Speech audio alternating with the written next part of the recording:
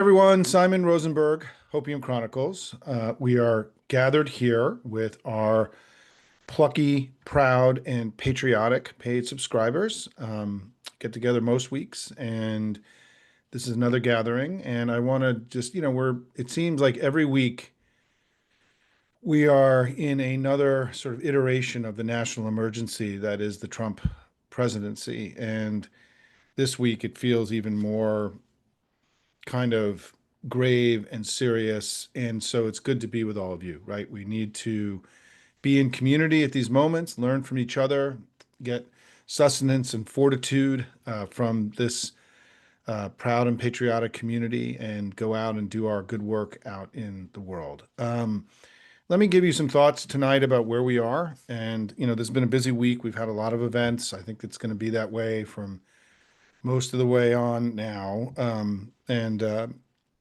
And I was lucky enough to go down to Jupiter, Florida, and be with David Jolly, who's our new candidate for governor in Florida. He was very impressive. It was an amazing event. He did a great job. I'll be sharing a big article about it tomorrow in Hopium's in the Daily Hopium Post. But let me make three big points tonight. Let me cover three things. Number one is that Trump is weak and not strong, and that the circle of defiance continues to grow, and that he is acting out in the way that he is because his project is failing and not succeeding.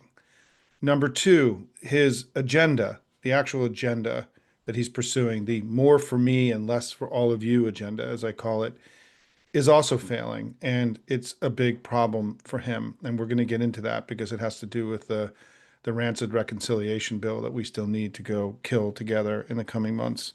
And then finally, what do we do about it all? So those are the three things we're going to talk about. Number one, weak, not strong. I like to refer to him as a big blubbery baby man. I think that what's happened over the last few weeks, this is my assessment of where we are and how we got to this moment that we're in now, where we have 5,000 National Guards and Marines on the streets in Los Angeles reacting to a protest in a residential neighborhood of 300 people, right, on Saturday. Um, and the absurdity of it when you really think about this is and a protest where nobody was injured, by the way, either, and or no police or guards were injured, right? And so um, we I believe that what has been happening is that that he is continually now being rebuffed and thwarted by the system. And I know it doesn't feel that way, right? Because they've broken all these things in Washington, they've fired all these people, they've just Kennedy firing the vaccine board, right? They are taking action and they are doing things. But the system itself, the states, the attorney generals, the groups that are levying the lawsuits, the courts, the politicians themselves, the American people are thwarting them, and they are not succeeding in the way that they had anticipated. The country isn't bending the knee to him the way that I think he expected, out of respect for his strength, right? This whole thing, he's so strong. He won this historic election, and everyone's just going to kind of bend the knee and let him do whatever he wants. Because remember, as he told us back, during the 2016 election, when you're famous, they let you do anything, right? And so his tariffs have slowed the economy down and raised prices and been rejected by all the countries of the world. He's not been able to negotiate a single deal, 90 deals in 90 days, not one, right? No one is bending the knee to him and his ridiculous trade regime. And it's been disastrous for the country economically. We just got two reports, right, from the OECD and from the World Bank showing that these tariffs are slowing down the American economy and the entire economy of the whole world. So Trump is altering the economic prospects of literally every single person in the world negatively right now. And the data is clear. So the tariffs have been a failure, and they even were just invalidated in court by two different courts, including the most important trade court in America, the one most expert in trade law, said that these tariffs were illegal. So his economic strategy at its core is not achieving what he wanted. The second thing is that the reconciliation bill is in trouble, and the Senate, you started seeing it really slow down in the Senate, and it's because it's a bad bill, and it will do incredible harm to the American people. It's going to radically increase the deficit. It's going to cut health care for working people. And along with the tariffs, it's going to continue to shift the tax burden of the United States to everyday people away from wealthy people. It's an incredibly regressive approach towards how we fund our government in America. And so that the markets have been so spooked by the amount of debt that would be added to the budget, to our debt every year, that our credit was downgraded for the first time by all three credit rating agencies ever. We've never been in this place before in terms of the lack of global confidence in the American fiscal system. And Trump is endangering the health of the fiscal system in the United States, the dollar, and the markets have made it clear that they don't like all of this, right? Then third is that the American people themselves are rejecting Trump's agenda in every way. I mean, the polling, he's dropped, depending on the poll, 10 to 15 points from when he came into office. He's lost, and the critical part of the coalition that he used to win young people, Hispanics, independent voters, people who are low political consumers of information, those groups have wandered from him. We just got polling today that even, his actions over the weekend, we've started getting now polls taken entirely since the weekend. We had the YouGov poll yesterday released. He was minus 13. In that same YouGov universe, he was minus 4 a week ago, minus 10 over the weekend, minus 13. We just had a Quinnipiac poll that was the single worst poll that he's had since he's been president, minus 16, right? So we've had a minus 13, a minus 16 poll. That Quinnipiac poll was worse than the polling that Joe Biden had when he got out of the race, right, in a year ago. So he's in a very weakened position, and we also know that in the polling done since the weekend, there is clear rejection of what he's doing in Los Angeles, his dramatic escalation of events in recent weeks, in recent days, right, since Saturday, and also really the immigration, as we discussed with Joe Garcia this week. There's been a dramatic increase in the immigration escalation over the last few weeks. We had the Supreme Court just 2 weeks ago ruled that they can legally revoke the status of close to 1 million people in South Florida, Venezuelans, Cubans, and Nicaraguans, and Haitians, making these people functionally stateless because they're not going to be able to go back to their home countries. He's creating a humanitarian crisis in South Florida. And that was a huge escalation that happened, coupled with the travel ban that he instituted last week that affects 19 countries, including three of these countries that are, infected in South Florida. These people now, there's going to be a humanitarian crisis where 1 million people in South Florida all of a sudden are not here legally, can't work, can't feed their families, don't have access to social services and welfare and Medicaid, Medicare, or anything else. And how are they going to feed their families? How are they going to live, right? And it's close to 1 million people. And so you've started seeing South Florida Republicans, the head of Latinas for Trump, the founder of Latinas for Trump, a state senator in Florida from Miami, the Miami area, South Florida, came out and denounced Trump in incredibly aggressive language, saying that this immigration strategy that I'm describing was unacceptable and inhumane. And you've started seeing Republicans now increasingly break from him in South Florida because of the inhumanity of the immigration path that he's on. So there was this dramatic escalation, not just in California, it's all over the country, right? And I think that my own view about why this is happening, and then finally, is the courts. He continues to get his ass kicked in the courts, not just on tariffs, but they told us Abrego Garcia was never going to come home, and he did.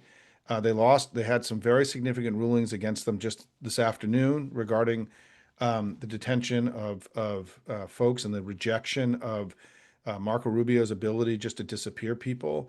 And so you've continued to see this loss in the courts that makes him a loser and not a winner. But I think what really created this moment, and I'm now sort of venturing into sort of political instinct and gut here as opposed to data, is that both Trump and Vladimir Putin were humiliated to the world in a very significant way in the last couple of weeks. The Zelensky successful attack, the sneak attack that he did a couple of weeks ago, humiliated Putin. It humiliated Trump too, right? Because Trump had told us that Zelensky had no cards, he was weak, he was going to get his ass kicked, that he needed to cut a deal. And then Zelensky looks powerful and strong and strategic and smart, humiliating both Trump in his lean towards Putin and Putin himself. And I think that created a new dynamic in their relationship, in the relation, this rancid relationship that they have, the two of them, Trump being, I think Putin being his coach and his enabler in trying to become a authoritarian. Because a few days later, right, Elon, after Elon had this moment where he left the White House, everything looked really good.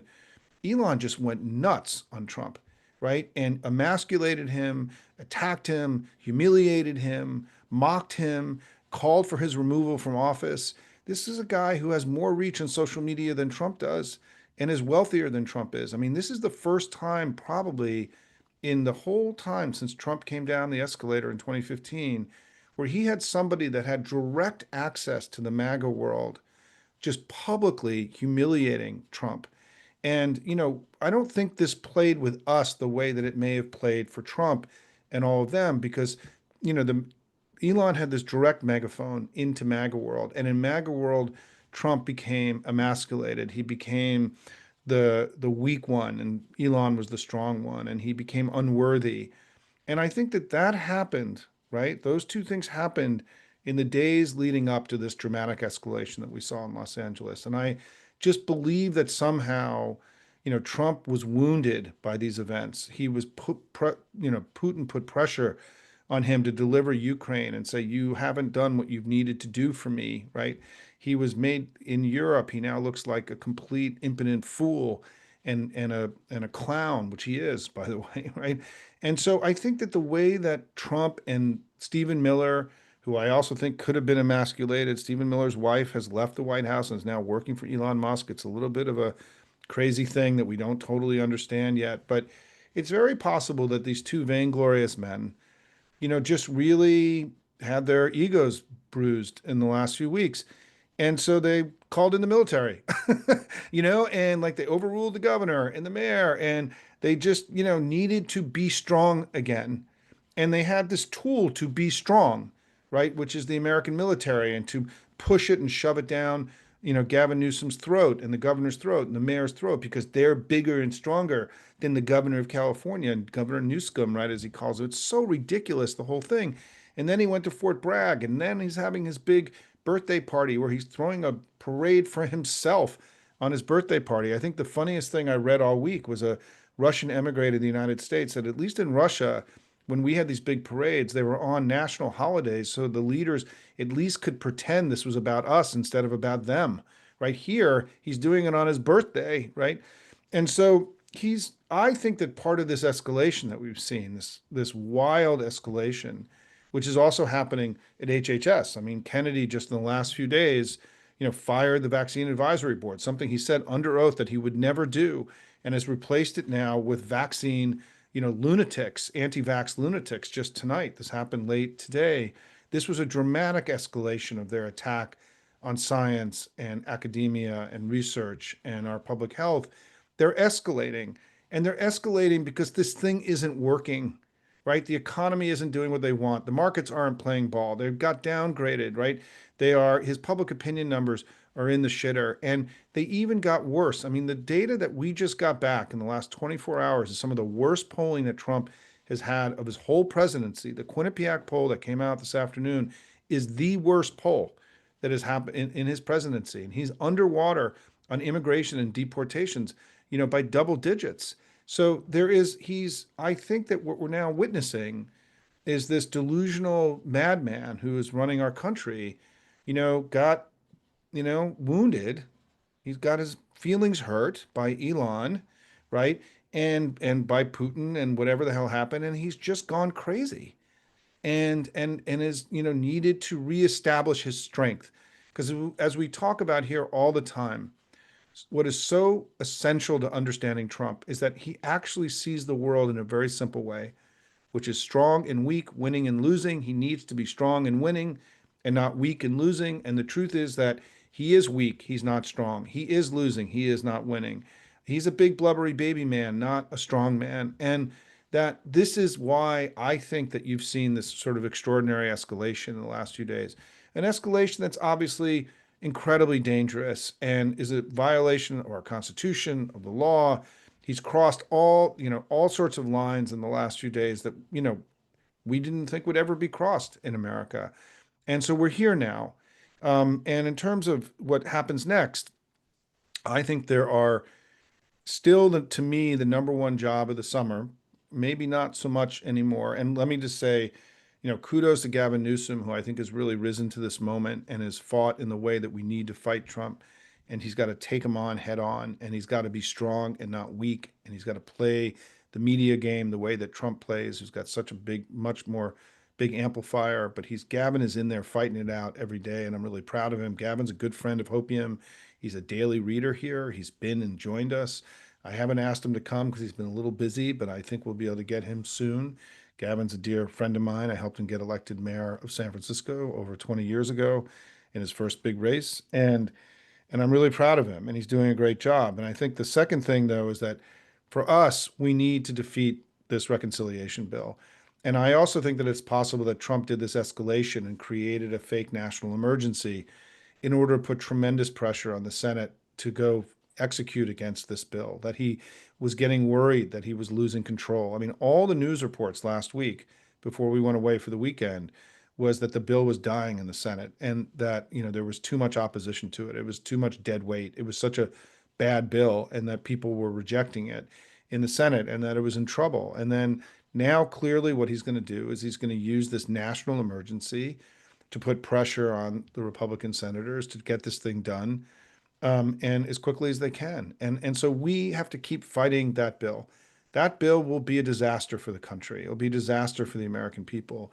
And also in terms of making sure the American people see him being weak, which is critical for us to be able to defeat his politics.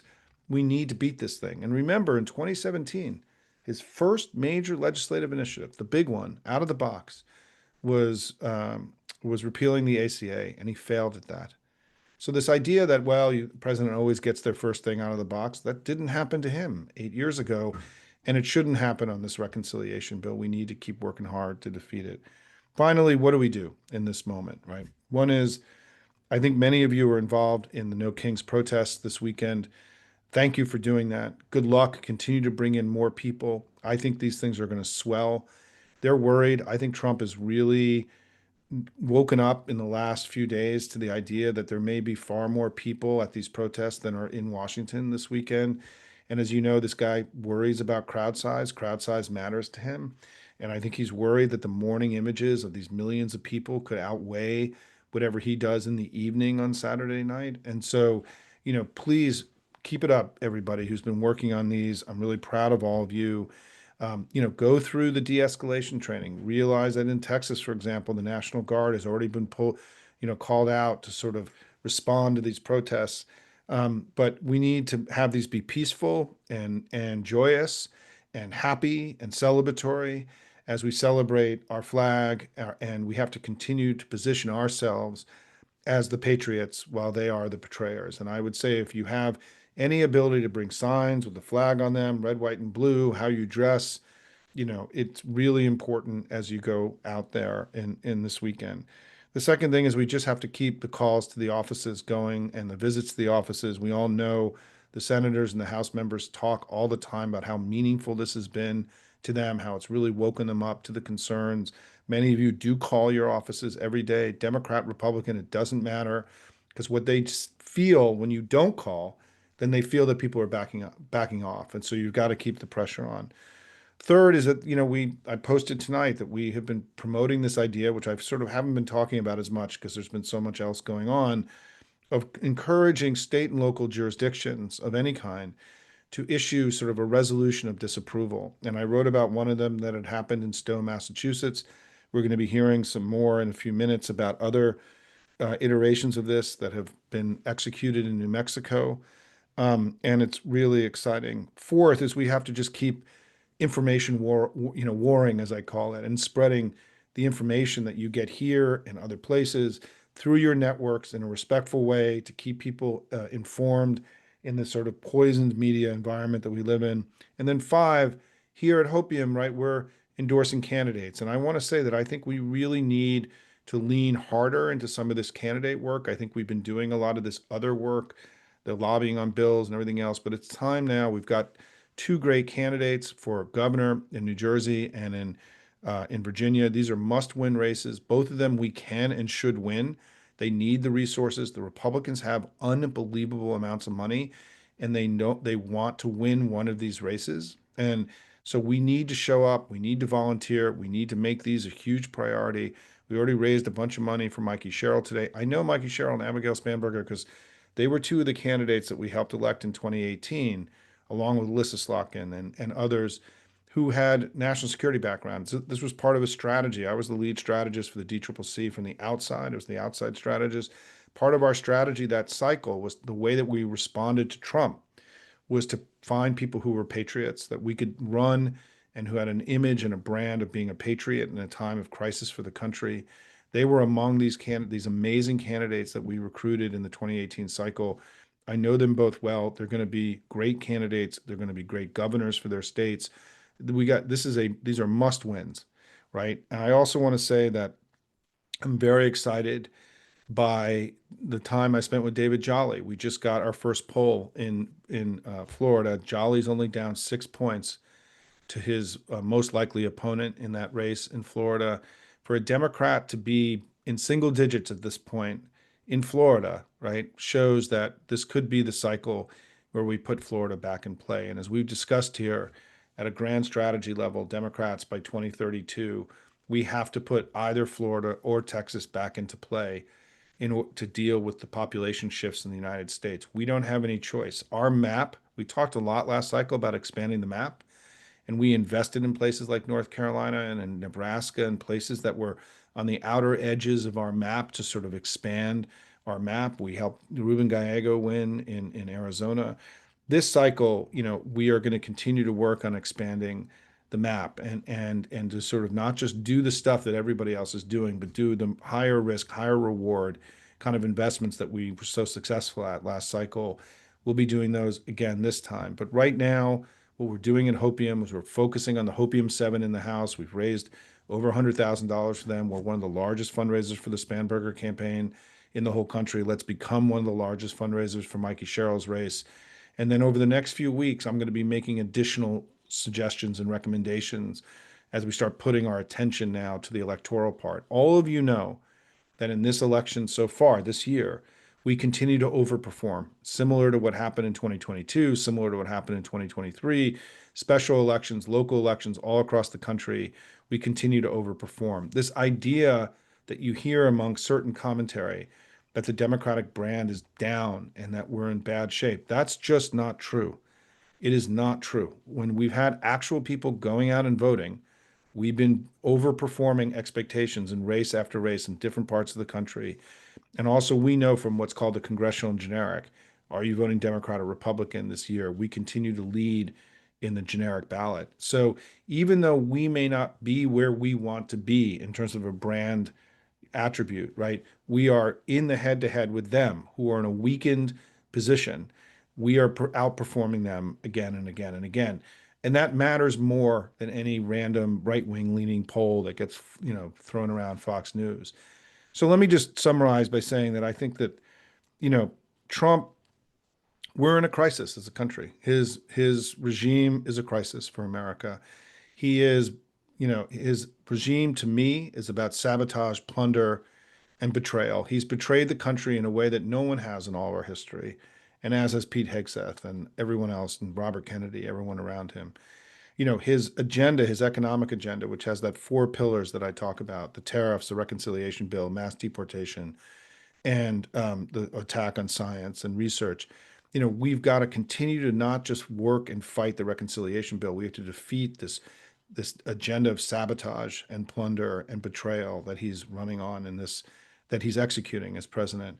We've made, and I just want to say to you is that I do think, despite how it feels, and despite the wreckage and all the damage that he's caused, I do believe that the resistance has been greater than they believed. I think we have been more resilient than I even expected, perhaps 4 months ago.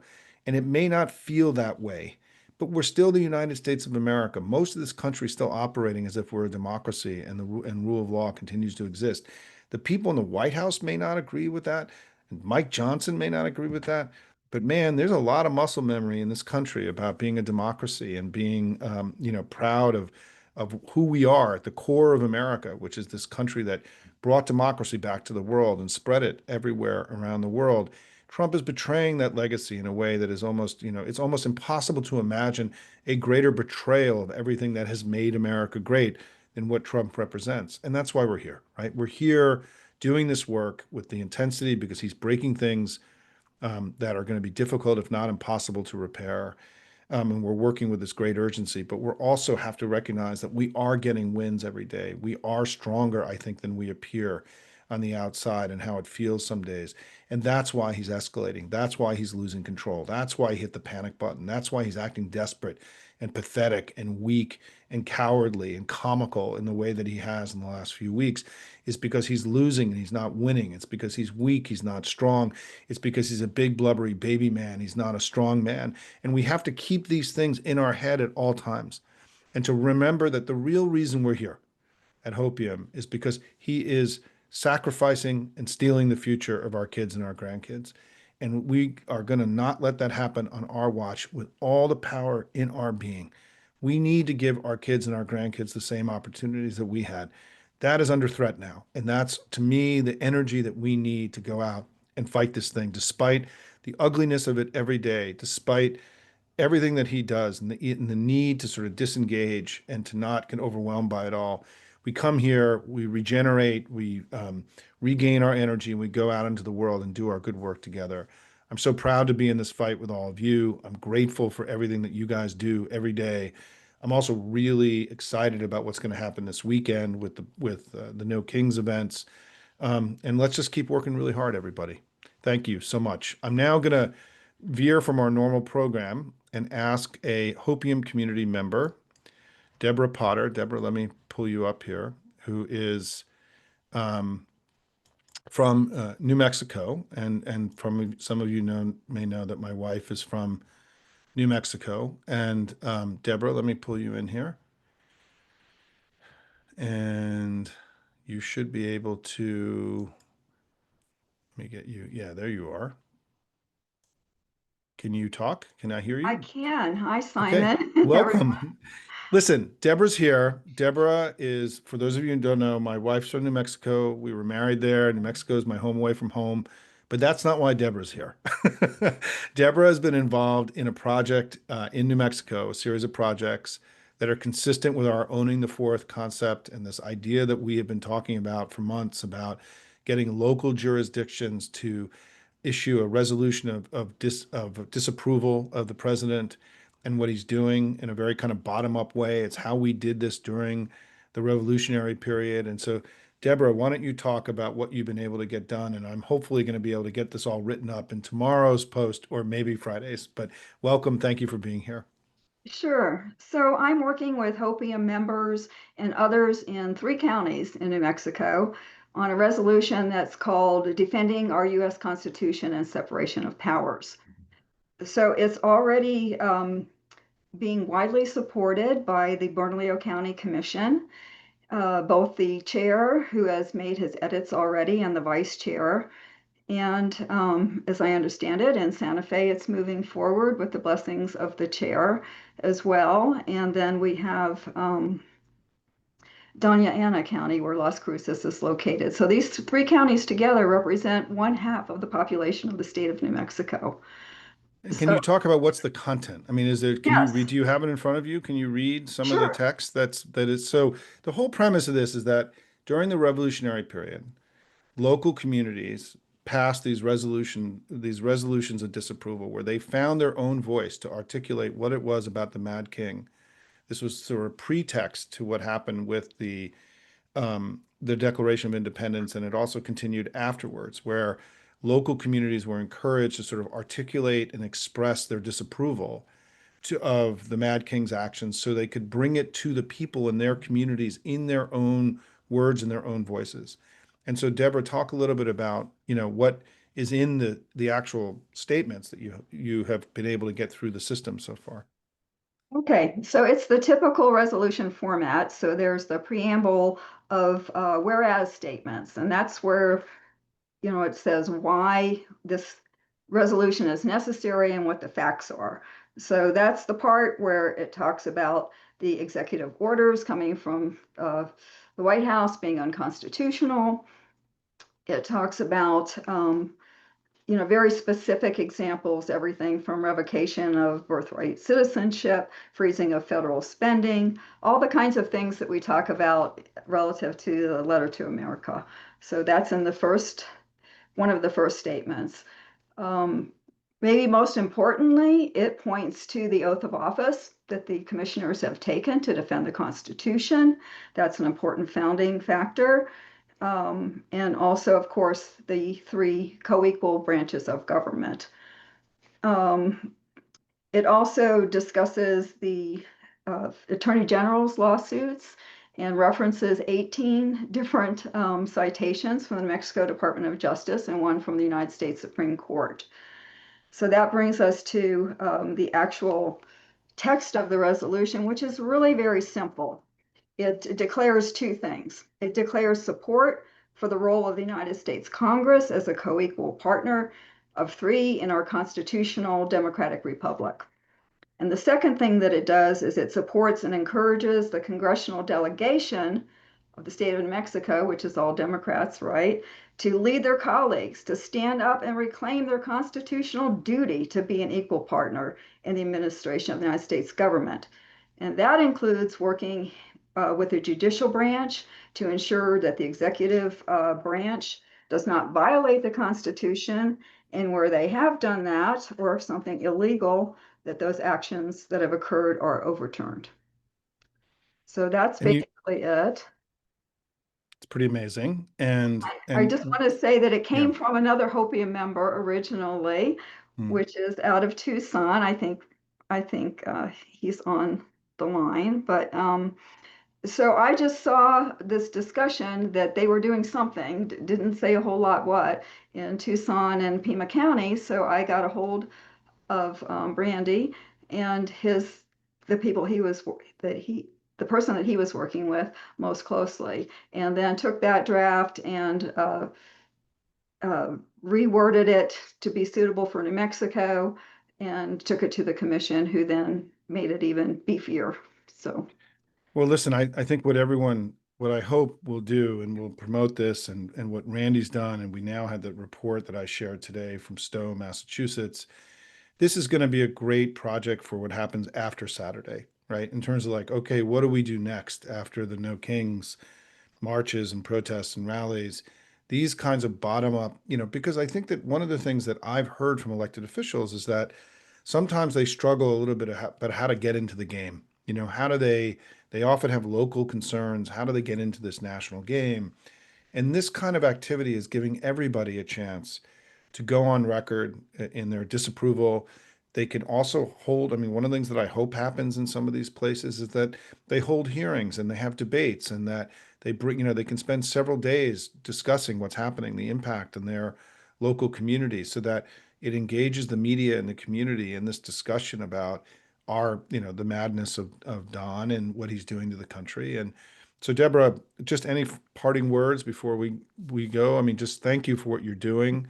Thanks, Randy, for kicking this off in Pima County, and just anything else you want to share with folks. well, this is a Hopium effort, so I'm asking Hopium members to come testify when this resolution is introduced, which could be as early as the 24th of June in Bernalillo County. So it's important to get that on record. I feel really confident that it can pass in all three counties, but we need some help. And I think if everyone in Hopium works together, we'll just be so much more effective. Listen, thank you for what you're doing, and thanks for coming on tonight and sharing with us this wonderful project. I've been sort of waiting, to be honest, because I felt like everyone was so focused on the 14th that I really wanted to tee this up now. So there's like, we can hit the ground running next week and have this be a community, a national project that we're all involved in. So Deborah, thanks for what you're doing. And by the way, just thanks for your daily constructive, thoughtful engagement in the chat every day. I'm just really grateful for your voice being there every day. Well, you inspire us all, so thank you, Simon. Thanks, Deborah. And let me go back now to questions with everybody else. Deborah, I'm gonna put you back into just being a regular person here. And hold on. And let me go to the Q&A. And I know that Lincoln's been reading through it, and I'm going to read through it as well. Lincoln, I don't know if you want to send me um, any notes on what you're seeing. And let me go take this. Um, yeah, David Hogg. I think that David Hogg is not going to be a vice chair of the DNC anymore. I don't. This is all happening like in real time right now.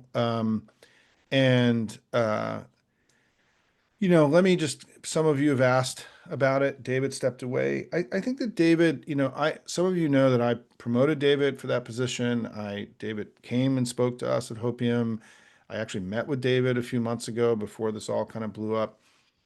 I think that there is right now in the family, right, this kind of dual impulse, right, that many people have. And one is that they want to support our candidates and be with the party and do all the work, but then there's this sense that the national party has been slow out of the gate and is not doing enough. And I think that the this is a sort of an internal debate we're having, right? Like people are in camps on this stuff. And David made a decision as a young guy who was very disappointed in what happened in the presidential election to challenge the orthodoxy aggressively, even though he had run for vice chair. And, he was very aware of the consequences of this. I mean, he and I, when we met, we discussed what would happen about if he stuck with the impulse of his organization, which was to run new candidates, including against incumbents, which is a big thing that is a big line in our family. We have limited resources, and if we have to start defending incumbents against challengers, that money doesn't go into fighting Republicans, it goes into fighting other Democrats. And so this is not an inconsequential thing in general.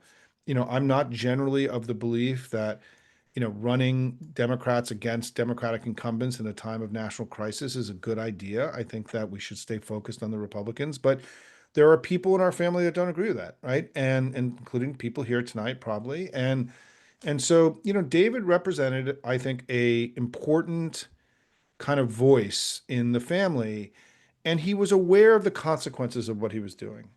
And what happened with this vice chair rerun that's happening was not designed against him. I mean, this was the chair's race happened. All these elections happened under the previous chair. Ken Martin had nothing to do with this. The election didn't follow in reality the rules of the DNC. And so there was a vote tonight to rerun the election. And I think David is probably pragmatically aware that he probably wouldn't win and get his seat back. So I think he has, just while we're here, walked away. And that's going to let David probably be more authentically who he needs to be right now. And so this may end up working out for everybody. And David is not the only youth leader we have. He's an important one, and I value David and I respect David a lot. And but we can't let if we spend the bulk of our time fighting with each other instead of staying focused on him, then we guarantee failure. I mean, there just isn't. I mean, they're in their fantasy on the right and MAGA world would be that we had internal factional fights break out and that we're fighting with each other and not talking to the American people about all of Trump's failures. And so we have to be measured. And what I have said here many times about how I approach this stuff because I have my own views. We stayed neutral in the chairs race. The only kind of person we really got behind in the race was David, and also I was promoting Jane Klebb, who went on to be the ASDC president. And I was just down in Little Rock with her, but she was going to win, and so it wasn't that controversial. And I even had a conversation with David before he got in about these rules about the vice chair and men. There needed to be equal number of men and women. And there were a lot of men running and there weren't a lot of women running. And I actually had a conversation with him about this, that he needed to make sure he understood how this worked, because there are these arcane rules in the Democratic Party for electing folks. So just to conclude, what I would just say to all of you is that where we have to be conscious is that is to in my advice to you is to not give in to factionalism, right? To not get up every day and thinking that the problem is fellow Democrats. We're not the problem. The problem is Donald Trump and the Republicans, right?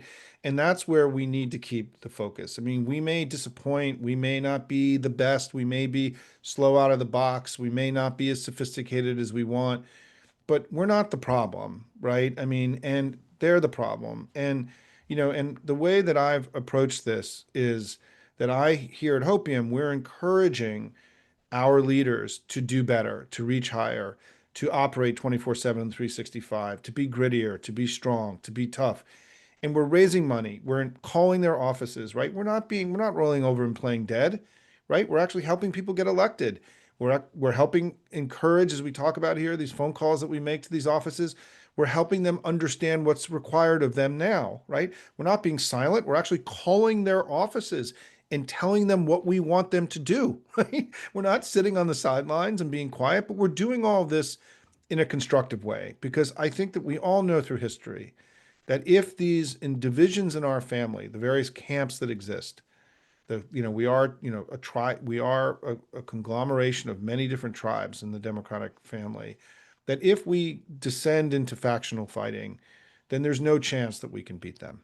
And it's just a reality. And that with the ability of foreign governments and the right wing to stoke discord inside of our own community, like we've seen before, we have to be very careful. And so my recommendation is, look, you may be pissed off at Senator X and Congressman Y, but don't spend your public time and your time communicating and your work attacking them, right? Spend your time doing things that are going to get us into a better place. Keep these sentiments, to yourselves or to your family, to your community, but don't have them be the thing that is causing you to take action. And that's just my advice. And not everybody's going to agree with that, right? And David, for example, didn't agree with that advice that I gave him, and he's going to go off and do his thing. I'm going to stay in touch with David. I think David is an important leader in our family, but we have, thousands of important leaders in our family, and David is going to chart his own course, and he's going to, either benefit from it or otherwise, right? He's an adult and he's making his own decisions, and this is a tough business. And so, I'm not as, I think this issue has been a little bit manipulated by some in terms of what was really happening here. And I wish David well, and I'll certainly have him back. And we don't have to, I have worked with a lot of people in our family that I didn't agree with on things, but there was always more that we agreed with, and there was more, we were on the same team. I often use this line that we're all playing different positions on the same team. But we have to stay together. We have to hang together. We hang separately, everybody, and this is really important. And yes, we need new blood. We need future leaders. We need the generational wheel to turn. All of that has to happen. And the truth is, it's going to be messy, and it's going to be complicated. This politics is never clean. It's never easy. We don't know where it's going tomorrow, right? When I worked for Bill Clinton in 1992, he was the upstart from the outside, and everyone thought the guy was kind of a joke, in Washington, and he ended up kicking everybody's ass, right? I mean, I was part of a generational reform movement. Clinton and Gore were a generational change. That was their whole thing. That's how I grew up in politics, right? I've been working with youth politics my entire adult career and helping, we made significant investments in the youngest state party chair in modern American history, Anderson Clayton, right? And helped her be successful. So I get it. The key here, again, is that we can have these debates, we can push the future, we can have the generational wheel turn. But if this causes us to descend into factionalism, then it will become destructive. And so we have to be able to be, as Barack Obama said, disagree without being disagreeable, and to not let this go from debate into fighting. That's just my quick, sort of take on all this stuff. Um, I do think, I think that one thing that I just want to encourage people, we often get these questions here in the chat about why isn't so and so saying so and why aren't I hearing it? And usually they've actually done it, but it just doesn't break through, right? I do think that one of the things we've been encouraging here, and I wrote it today, and I have been saying it in my public commentary, and that I think every Democrat in the country should be doing solidarity press conferences with Gavin Newsom in the state of California, because the attack on California is an attack on all of us. This is not limited to a group of people or to a region. It's attack on the constitutional order of the United States, and this affects all of us. And so, yeah, I mean, if you want to encourage the Democratic representatives that you have in your daily phone calls that you make to them at whatever level of government, you should be encouraging them to speak out more aggressively, um, uh, in defending this unprecedented, at least in the modern age, attack on the constitutional order and the politicization of the military in the United States. And certainly, I'm going to continue to keep this front and center here at Hopium. And one of the things that I want you all to realize, and I don't think I hit this as hard as I wanted to in my opening remarks, is that the reason they had to escalate was because DHS and ICE cannot remove 10 to 15 million people from the country. And part of the frustration that we know, it's been reported, that Stephen Miller has had is they're not arresting and removing people fast enough from the country. I'm not talking about criminals, by the way. That was always a ruse. They're removing legal people. That half the people that got sent to the gulag were legal immigrants in the United States without criminal records, right? This idea that they are only going after criminals has never been the case. This was never part of their strategy. Their strategy was to follow on the restrictionist movement, which was to remove, somewhere between 10 and 15 million people out of the country. And part of what happened this last week is that they just became aware that DHS and ICE is ill-equipped to go into residential neighborhoods and start pulling people out, right? They sent in these 20 guys. They couldn't even get out of there. They didn't have the support of the local police. It was a disaster. It was a humiliation for the administration. And so what they needed is they needed more. And so they've now turned to the military. So yes, this massive border enforcement machine that has billions of dollars in it isn't sufficient to remove 10 to 15 million people, because that was never what it was built to do, right? It was to do border protection and go in and remove the criminals that we need to remove. But now it has a new mission, and it can't do that mission.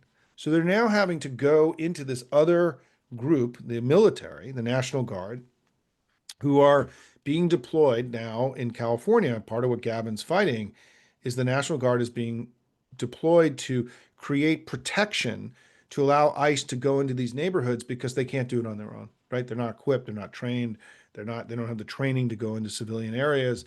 And so it's a dramatic escalation, and it's doing it because they can't get it done. But the second thing it's doing is that a core part of the restrictionist theory was not just mass deportation, but it was something called self-deportation, which is that they would terrorize immigrants in every possible way. So they would self-deport and they would just get out of the country. And so now if you're an immigrant, you're wondering about your community, you're now up against the Marines, right? You're not up against some, overweight, ill-trained, ICE dude, right? Who can't rub two sticks together. You're now up against the greatest fighting force in the history of the world. And they're doing that in part to create more intimidation. And so this escalation was because the Stephen Miller, the fanaticism and the extremism in his brain, the racial animus and hatred that he has, is he wasn't getting done what he needed to get done. And this is why it's so important to understand this is about failure and not success. It is not really conceivable that they're going to be able to, over the next several years, deploy tens and tens of thousands of National Guard in the largest states in the country over extended periods of time to go door to door to root out and pull 10 to 15 million people out of the country. Now, the restrictionist movement in 2006, late 2005, passed a bill in the House of Representatives that called for the arrest and deportation and felonization of all 10 to 11 million people at that time. And but they moved away from that because they knew from polling and market research the American people would never go along with this. And so they moved and softened their stance to self-deportation, where they would just papers, please, they would terrorize people, they'd be really mean, they would treat people like shit, and they would just leave, right? What Miller's doing is he's doing both. He's now deploying both. And what's happening is, and was in a very significant conversation with an important staffer today, is there is no possibility the American people are going to support this. We have 20 years of data about, about immigration and the border. And the way to think about this is the American people have a distinction in their head between border security, keeping out future migrants who are undeserving to be here, right? And it's a sign of sort of the government's ability to like just get its stuff done, and the way that they view people who are already here. And they want tough border security, but they want people who are already here treated humanely. And there has never been a national poll that has been asked in the last 20 years where, on the question of what do you want to do with the undocumented immigrants here, should they stay or they go, it's never been below 55% stay. It's just never been. There's a clear, overwhelming majority that want the undocumented immigrants to stay here. And in 2016, that number was 70% in the exit polls, right? So there is no there the public is not with Trump on what they're doing here in Los Angeles or what they're going to go do to other cities. And what we know is that this has driven his numbers down, at least in two of the major polls that have come out in the last couple of days. And so what you as I just my advice to you is when you talk about this with your communities, you have to distinguish between border security, which is future people, and the people that are already here. And the American people are big-hearted, and they want the people who are here and working and have jobs, they want them to be treated humanely. And it's why it's so important that the founder of Latinas for Trump, the term she used in attacking Trump a couple days ago was that these policies were inhumane. The American people are not going to go along with this. And look, they know this, by the way. They understand this polling data. Stephen Miller's been behind this. But as I said, I think that Trump was wounded last week psychically. Like his narcissism, he had a narcissistic injury, as they call it, and they just hit the panic fucking button, on this stuff. And they know this stuff's not going to fly with voters. The political people know this, and it isn't. And the media, of course, is getting bamboozled because they confuse border security and immigration. And one of the things that I have to start doing is really being far more aggressive in my public communication about this stuff. Because for those of you who are new to Simon, right, and just got to know me, NDN, my old think tank, was one of the primary immigration and border policy organizations in all of Washington. And I did the first bilingual poll of Hispanic voters. I did the first the first media in Spanish. We ran the first national media campaign in Spanish that a Democratic group ever did back in 2004. These issues around immigration and the border have been central to my entire, career over the last 20 years. There aren't many people who understand the polling and the politics around this stuff and the policy than I do. I mean, I fought Stephen Miller and all these restrictions. I went on television and had debates with them many times. I still can't believe that this guy is in power. He's always been, a madman, right? Even when he was young and going on Fox and screaming at everybody, right? And so, I think we have to have greater faith that if we lean into this debate, that we're going to win it with them, and that Trump has made yet another error. His tariffs were an error. The reconciliation bill is an error. The mass deportations are an error. His attack on science is an error, right? These are mistakes that he's making that we have to build a politics around, where we talk about how America is better than this. We can do better. We know we can do better than what he's offering. And there are days when I talk like this where I think, we're going to prevail. I think that part of the question of whether we prevail is whether or not we have the courage to fight this battle the way that it needs to be fought. And which is going to be hard over time. There are going to be losses. There's going to be there's going to be bad things happening. There already are. Musk and Trump have, instituted the vaporization of USAID has killed. The estimate is almost 400,000 people already just in the last few weeks because of this policy. This is ugly and dark, but we all know that there is only one possibility of where this goes, which is that we have to win. But it's us whether we can stay in the game, continue to fight the way that we need to, whether our leaders will increasingly stand up to the moment and rise up to the moment the way that Gavin Newsom has, the way that Cory Booker did, the way that Chris Van Hollen has done, the way that AOC and Bernie have done, right? Courage is contagious, and we need our leaders to continue to reach deep and go big and do what's necessary. I'm getting to the end of time. Let me just see if I got anything else from Lincoln about sort of just top of mind of folks. Um, yeah, no, David Jolly, somebody, I got a couple questions about that. I don't know if David Jolly can win, but we have to put Florida back in play. And David Jolly is an incredibly impressive candidate. I was impressed with his how tight his message was, how knowledgeable he was about policy, his actual agenda that he was proposing this early in a major gubernatorial race. We've got the likelihood is there's going to be an ultra MAGA kind of, you know, um, not terribly good candidate on the other side.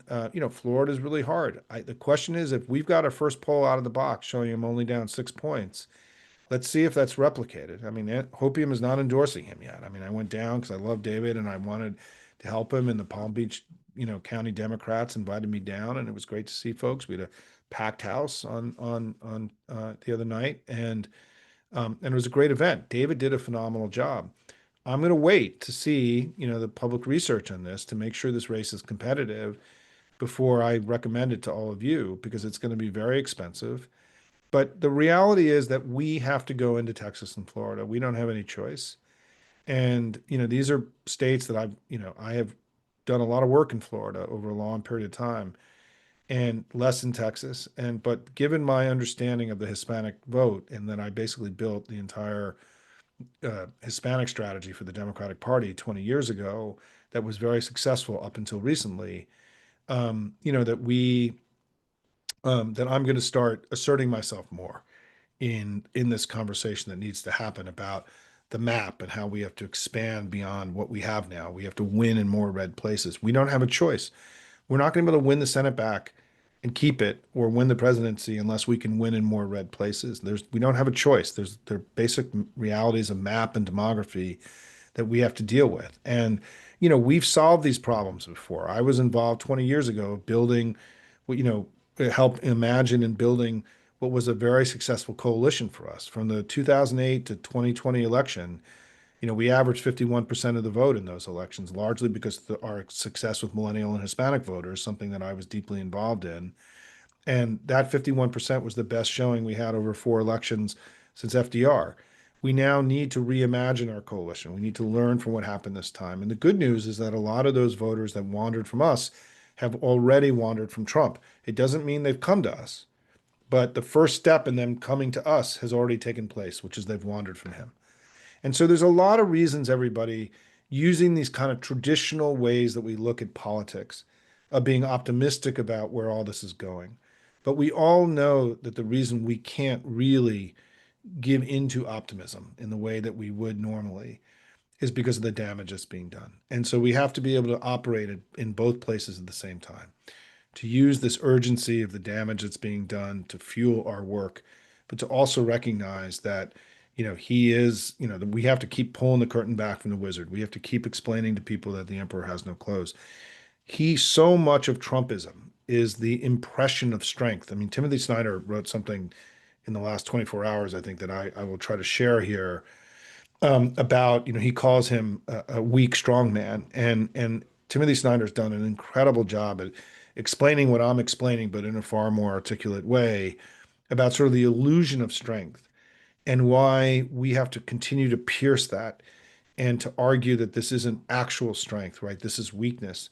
What's happening with ICE and DHS right now, the fact they've had to go to the Marines and the National Guard is a sign of failure and weakness, right? This isn't a sign of strength. The fact that the Cuban American leaders are starting to break from Trump on this inhumane strategy as a sign of weakness. It's not strength. And from a policy standpoint, virtually nothing that he's doing is working the way that they anticipated. And so they're a big mess. And that's why we have to have, as hard as it is, we got to be optimistic that if we keep fighting really hard, keep growing the circle of defiance, keep fighting for the future to reclaim the future for our kids and our grandkids, that we're going to be successful. But we will only be successful if we stay together and we work as hard as we possibly can. Love you guys. Thanks for being part of this amazing community. Keep working hard. And for everyone who's going out this weekend, good luck and send pictures. Hopefully we'll have an email address where you can send us pictures, from the No Kings events on Saturday. Take care.